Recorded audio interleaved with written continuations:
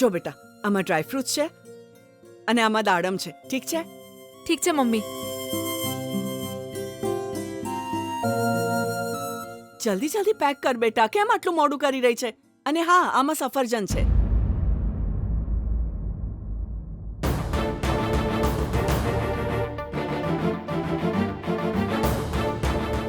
આહાહાહાહા. એ ગીતા, એ તું પેલા મંત્રીના દીકરાને પ્રેમ કરે છે કે પછી નફરત કરે છે એને? અરે આ બધું જોઈને મને એવું લાગે છે કે તે પેલા મંત્રીના દીકરા સાથે કોઈ જૂની દુશ્મનાવટનો બદલો લેવાનો પ્લાન કર્યો છે.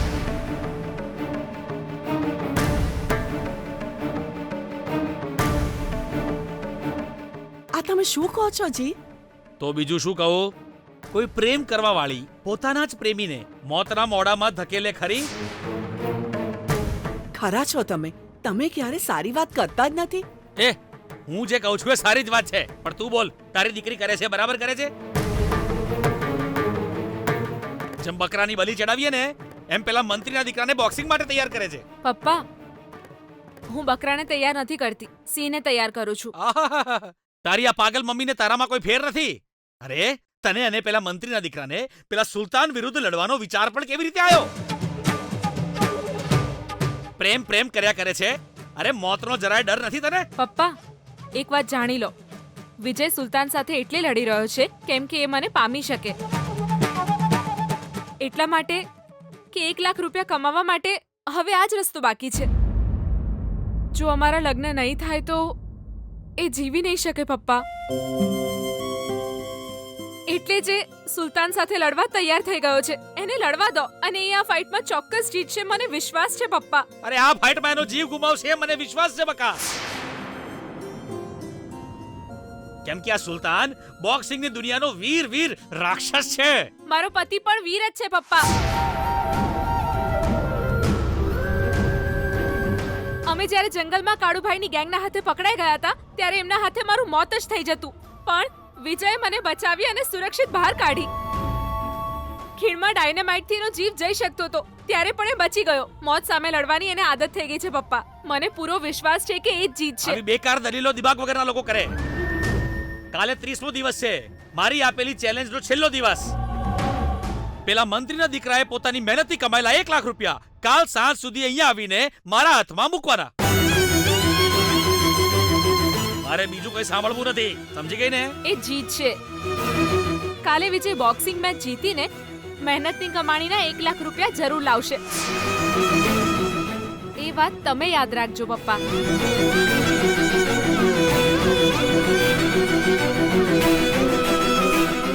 ગીતા, સાંભળ તો એની વાતને જરા. વળી પાછી સ્ટેચ્યુની જેમ ઊભી રહી ગઈ તું. આ પડ્યું છે ઠૂસી લે અને કૂદકો માર કૂવામાં.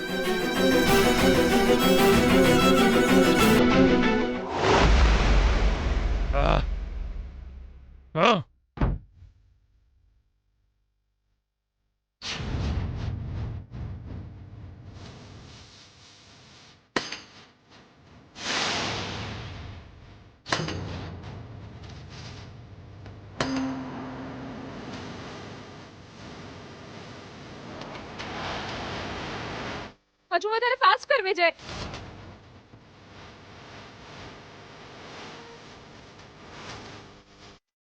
કમ ઓન વિજય, હજુ ફાસ્ટ પંચ માર. Come on Vijay, come on.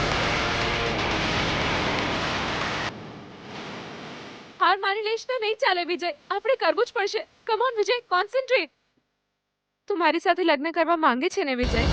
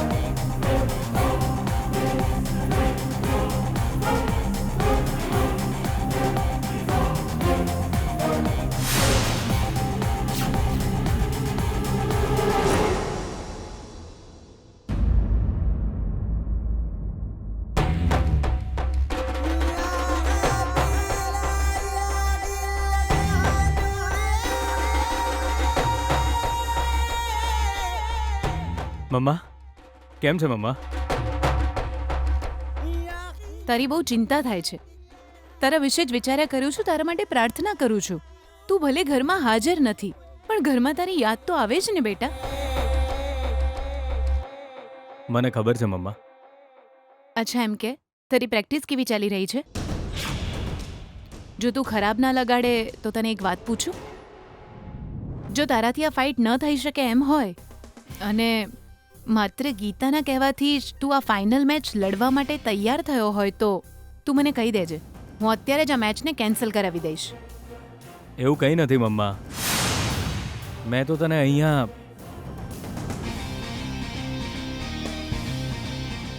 આશીર્વાદ આપવા બોલાવી છે. તારે મારી પાસેથી કેવા આશીર્વાદ જોઈએ છે બેટા?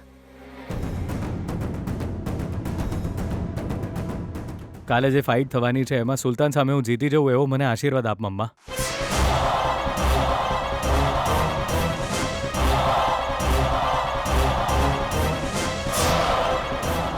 પહેલા જેણે મને ફાઇટ કરવાની ના પાડી હતી ને, હવે એ મને ફાઇટ માટે પ્રોત્સાહન આપી રહી છે. જે મને મેચ જીતીને આ ચેલેન્જ જીતવા માટે કહી રહી છે, એ ગીતા તારી વહુ બનીને આપણા ઘરે જલ્દી આવી જાય એવા મને આશીર્વાદ આપ મમ્મા.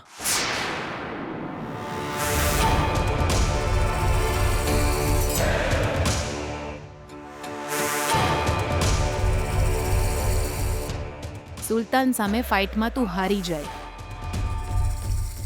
આ ફાઇનલ મેચમાં તું ન જીતવો જોઈએ અને પેલી ગીતા આપણા ઘરની વહુ ન બનવી જોઈએ.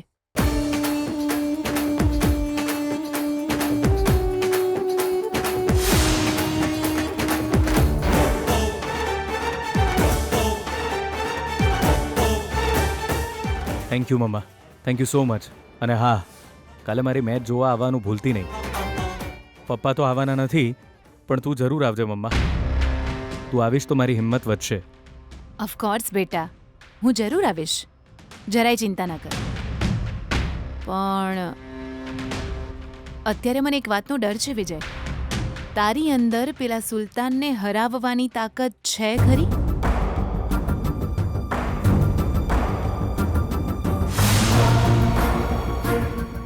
આવી રીતે કેમ હસી રહ્યો છે? હવે આ બધું જાણવાનો કોઈ જ મતલબ નથી. કોઈ પણ ભોગે સુલતાન જ જીતવો જોઈએ, બસ.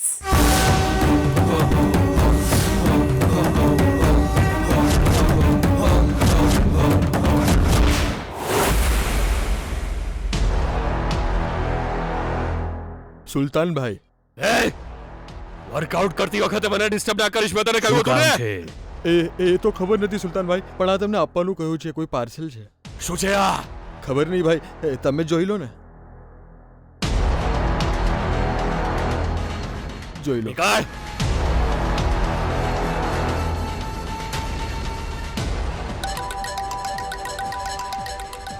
સ્પીકર ઓન કર. સુલતાનભાઈ બોલી રહ્યો છું, બોલ. સુલતાનભાઈ, બેગમાં આટલી બધી નોટો કુણમ એકલી હશે એવું વિચારીને મોથું તો નહીં ખંજવાળતા મિસ્ટર સુલતાન?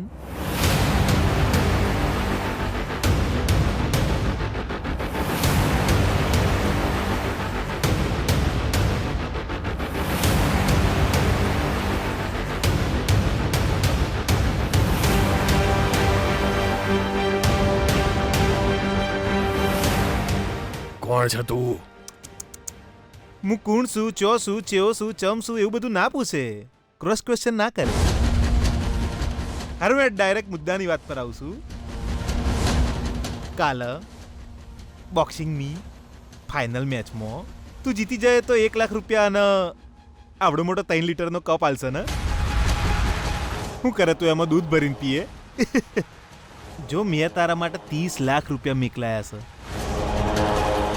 બદલામાં ખાલી એટલું જ કરવાનું છે. તારી હોમ જે હોય એ જીતવો ના જોઈએ.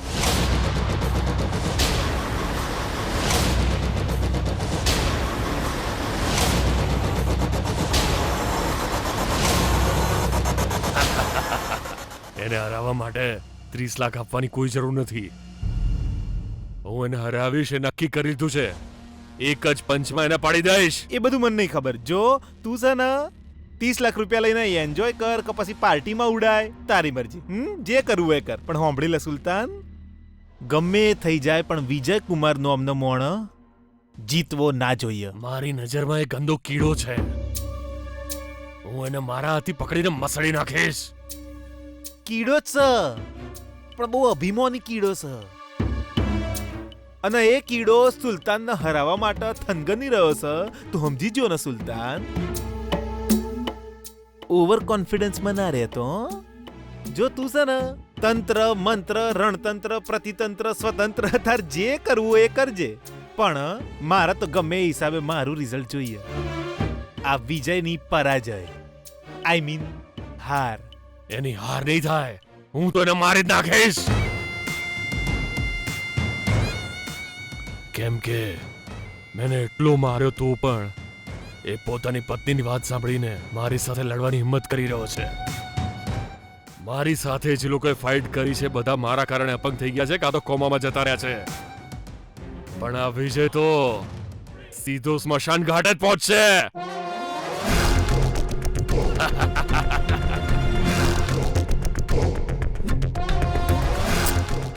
લવ યુ સુલતાન. બેના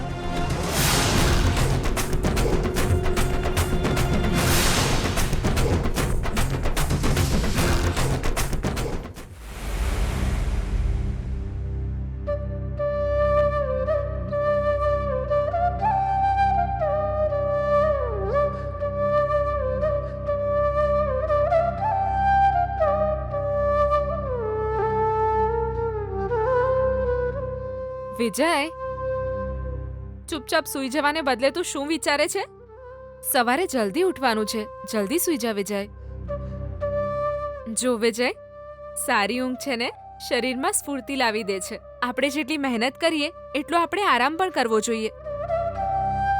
કાલે તારી જીત થશે અને આપણા પ્રેમની પણ. હવે આરામથી સૂઈ જા વિજય. ના ગીતા, જ્યાં સુધી હું ફાઇટ ન જીતી જાઉં, જીતના 1 લાખ રૂપિયા ના લઈ લઉં અને એ પૈસા તારા પપ્પાના હાથમાં ના આપું, તને મારા ઘરે ન લઈ જાઉં, ત્યાં સુધી મને ઊંઘ નહીં આવે.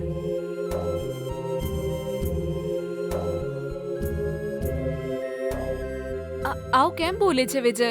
જો તું આજે સૂઈશ નહીં તો કાલે ફાઇટ કેવી રીતે કરીશ? એક વાત મનમાં ફર્યા કરે છે ગીતા. કઈ વાત? તે મને પહેલા બોક્સિંગ કરવાની ના પાડી અને પછી અચાનક જ લડવાનું કહ્યું. એનું કારણ શું છે? મને તો એ જ સમજાતું નથી. કેવો પુરુષ છે! આવા કાયર સાથે તું કેવી રીતે જિંદગી જીવીશ? દેખાવમાં તો તું સુંદર છે, આવા કાયર સાથે જિંદગી કેમ જીવવા માંગે છે?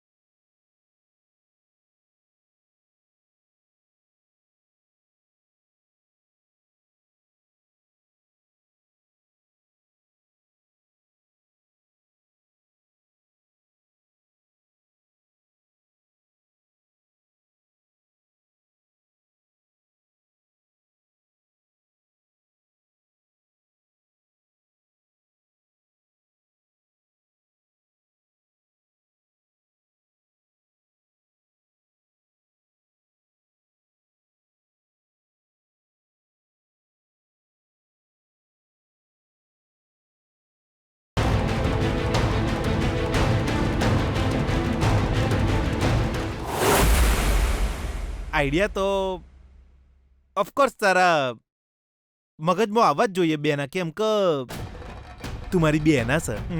અને એમાં તો કોઈ ડાઉટ નહીં હે ને. પણ જે આઈડિયા આવે છે ને બેના, બહુ જ સારા હોય છે એવું જ કહે છે ને. ડૂબવાની તૈયારી હોય ત્યારે લાઈફ જેકેટ મળી જાય એવા હોય છે હે ને. ના ના, એટલે આટલા બધા ડાયલોગ મારવાની જરૂર નહીં, થોડો કંટ્રોલ કર. હવે મારા મગજમાં હું ચાલે છે એ હોંભળ બેના. તારા સુલતાનના આટલા 30 લાખ રૂપિયા મેકલવાની જરૂર શું હતી બેના? મેચ તો એ જીતવાનો જ છે, એ વાત તો કન્ફર્મ જ હતી ને. તો પછી તે ઘૂંટણ જેટલા પાણીમાં ઊભી રહીને ડૂબવાની બીકથી લાઈફ જેકેટ ખરીદવાનો ખોટો ખર્ચો ચમ કર્યો? એટલે જ હું તને મૂર્ખ કહું છું.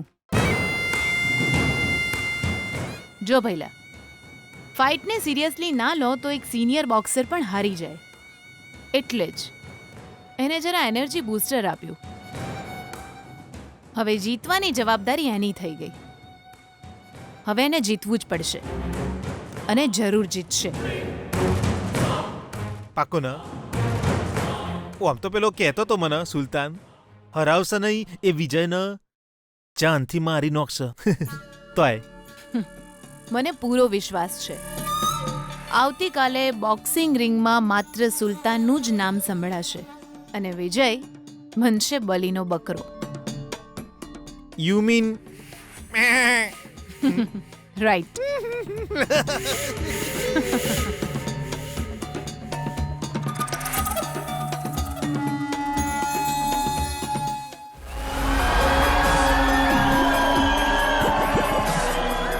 હવે થોડી જ વારમાં તમે લોકો ઉત્સુકતાથી જેની રાહ જોઈ રહ્યા છો એ ફાઇનલ મેચ શરૂ થવા જઈ રહી છે. તો આવો જોઈએ કોણ હારશે અને કોણ જીતશે.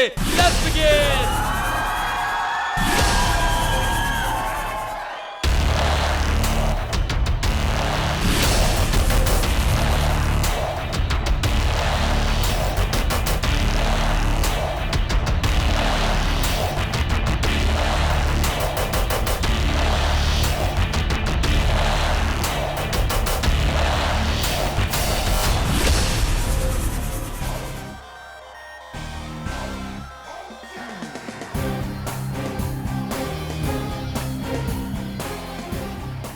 બધા દર્શકોની ઉત્સુકતાનો અંત આવ્યો અને હવે મેચ શરૂ થઈ રહી છે.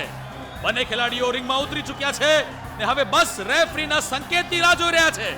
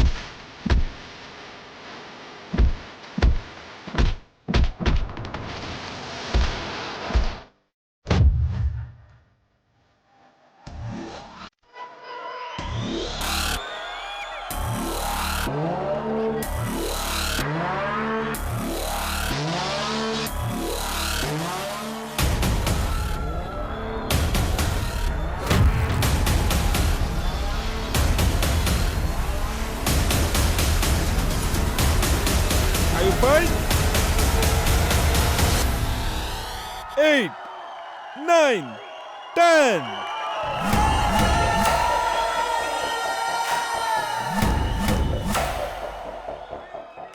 યે ઓસમ. એક્સપેક્ટેડ. દર વખતની જેમ સુલતાનભાઈ જીતી ગયા છે અને વિજય કુમાર હારી ગયા છે.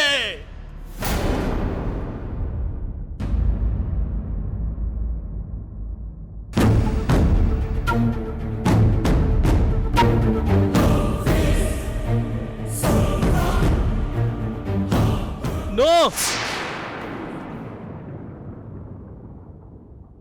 વિજય શું થયું વિજય? તે બૂમ કેમ પાડી? શું થયું વિજય? શું થયું? એક ખરાબ સપનું જોયું.